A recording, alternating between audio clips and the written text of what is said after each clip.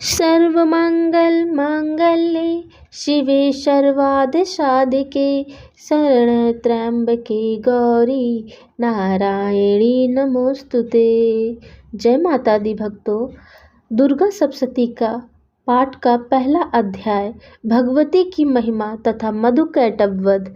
भगवान विष्णु के सो जाने के कारण मधु और कैटभ को मारने के लिए ब्रह्मा जी ने जिनकी स्तुति की थी, उन देवी महाकाली की मैं स्तुति करता हूँ। वे अपने 10 हाथ में खड्ग, चक्र, गदा, धनुष बाण, परिधा, शूल, भुसुंडी, मस्तक और शंख धारण करती हैं। वे त्रिनेत्रों वाली हैं। उन्होंने अपने समस्त अंगों में दिव्य आभूषण धारण कर रखे हैं। मार्कंडेय ऋषि बोले, सूर्य के पुत्र सांवण जो 8वें मनु कहलाते हैं, उनके पैदा होने की कथा विस्तार पूर्वक सुनाता हूँ।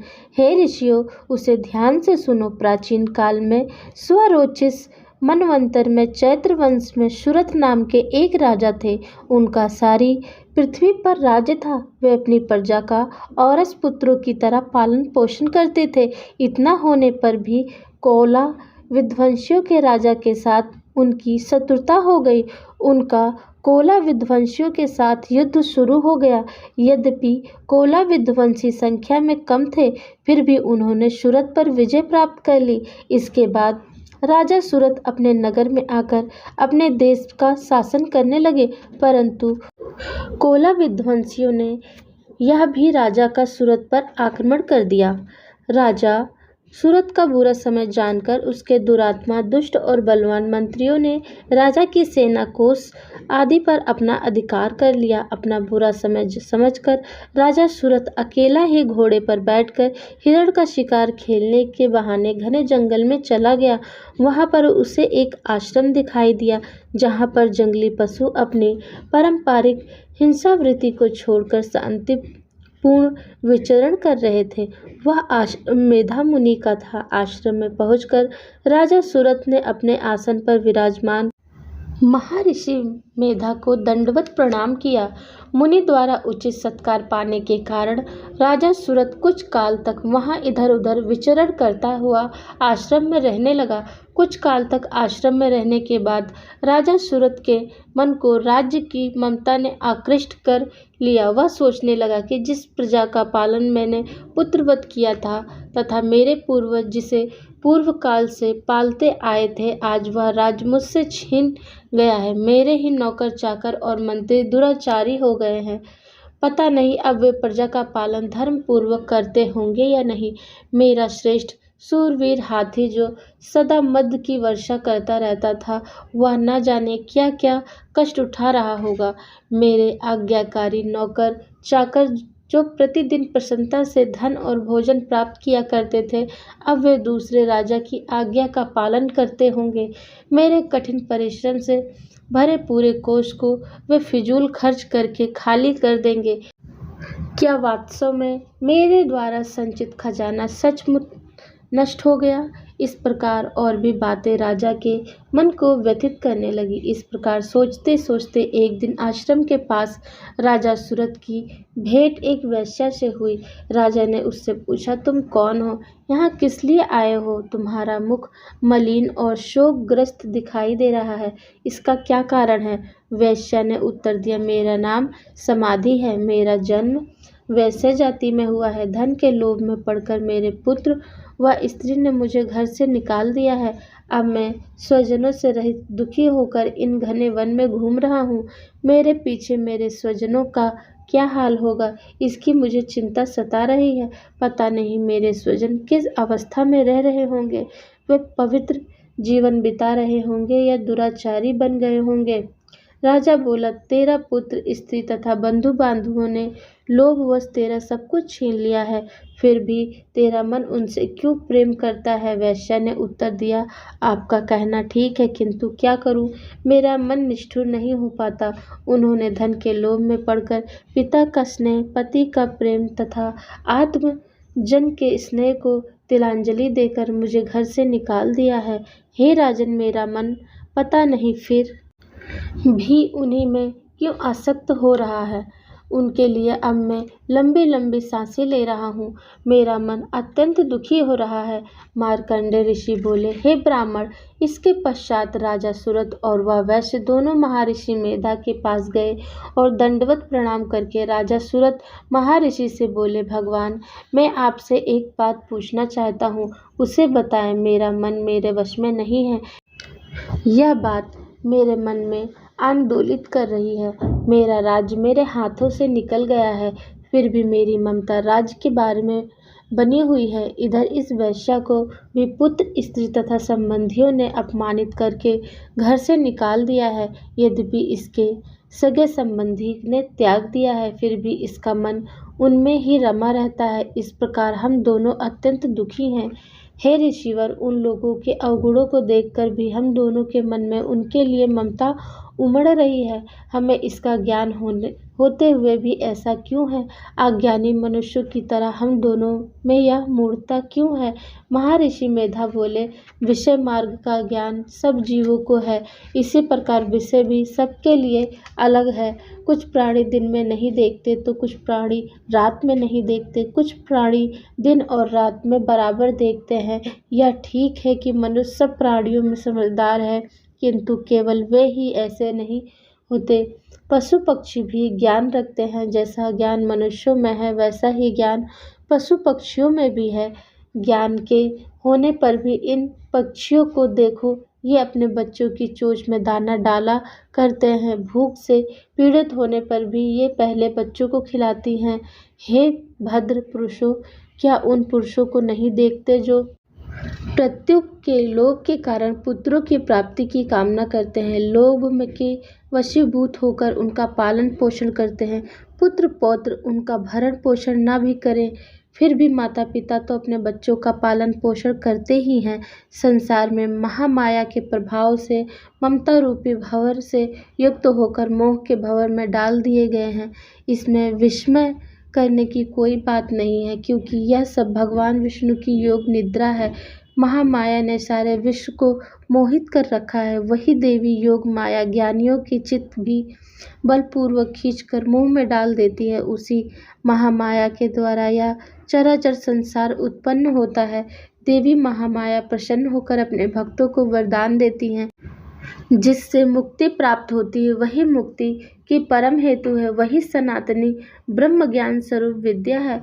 यह देवी ही सांसारिक बंधनों का कारण है तथा वही सर्वेश्वरी की ईश्वरी है। राजा सुरथ बोले, हे महात्मा, आप जिसको महामाया कहते हैं वह कौन सी देवी है? हे ब्राह्मण श्रेष्ठ, यह देवी किस प्रकार उत्पन्न हुई है, उसका क्या कार्य है, उसका स्वभाव स्वरूप आदि के विषय में जानना चाहता हूँ। ऋषि बोले, हे राजन, वह देवी तो नित्य स्वरूपा है, उसके द्वारा यह संसार रचाया गया है। फिर भी उसकी उत्पत्ति अनेक प्रकार से होती है, वह सब मैं आपको बतलाता हूँ। वह देवताओं का कार्य सिद्ध करने के लिए प्रकट होती हैं। एक बार संसार को जलमग्न करके जब भगवान विष्णु योग निद्रा का आश्रय लेकर शेष शैया पर सो रहे थे, तब मधुकैटभ नाम के दो प्रसिद्ध राक्षस उनके कानों के मैल से प्रकट हुए और ब्रह्मा जी को मारने दौड़े। ब्रह्मा जी विष्णु की नाभि कमल में जा छिपे। ब्रह्मा जी ने भगवान विष्णु को सोया हुआ देखकर हृदय को एकाग्र करके इसी योग निद्रा की स्तुति की। यह स्तुति भगवान विष्णु को जगाने हेतु की गई थी। उस समय भगवान विष्णु के नेत्र में योग निद्रा देवी ने निवास कर रखा था। योग निद्रा देवी भगवान विष्णु की अतुल तेज वाली अनुपम शक्ति हैं। ब्रह्मा जी बोले, हे महामाया, तुम ही स्व हो और तुम ही स्वधा हो, तुम ही वष्ट करा स्वर हो। हे देवी, तुम ही अमृत हो, नित्य ओंकार स्वरूप अक्षर ब्रह्म में आ उ म इन तीनों मात्राओं में तुम ही स्थित हो तथा इन तीन मात्राओं के अतिरिक्त नित्य आदि मात्रा व्यंजन जिसका उच्चारण विशेष रूप से नहीं हो सकता, वह भी तुम ही हो। हे देवी, तुम ही संध्या हो, तुम ही सावित्री हो, और हे देवी, तुम ही संसार की जननी अर्थात संसार की रचना करने वाली ममता हो।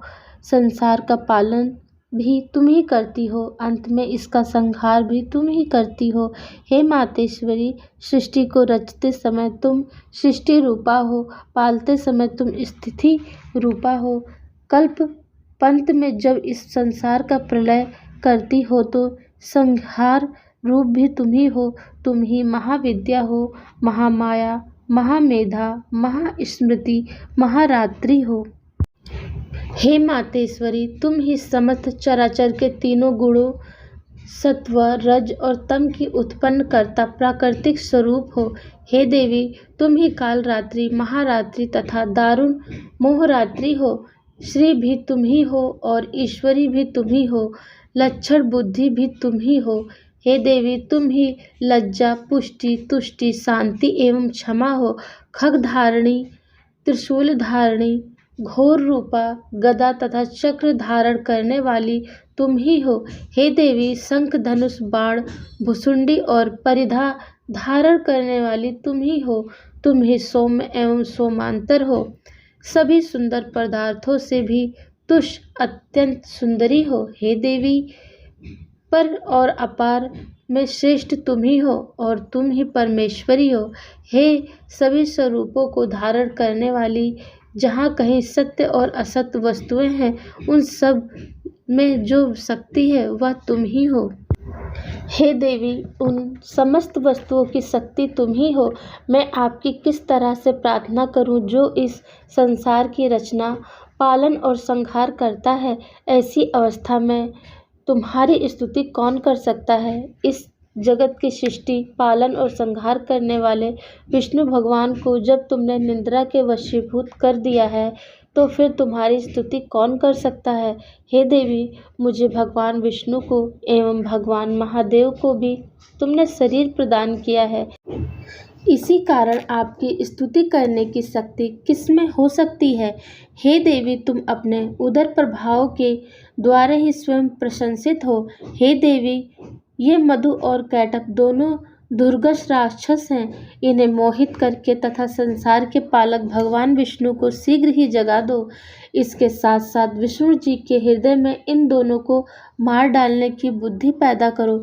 ऋषि बोले। इस तरह जब ब्रह्मा जी ने मधु और कैटभ असुरों के संहार के लिए तथा भगवान विष्णु को जगाने के लिए देवी से प्रार्थना की तो उसी समय भगवान विष्णु के नयन, मुख, नाक, भुजा, हृदय और वक्ष स्थल से निकलकर अव्यक्त जन्म श्री ब्रह्मा जी के आगे योग माया उपस्थित हो गई तथा भगवान विष्णु भी उस योग निद्रा से जाग गए।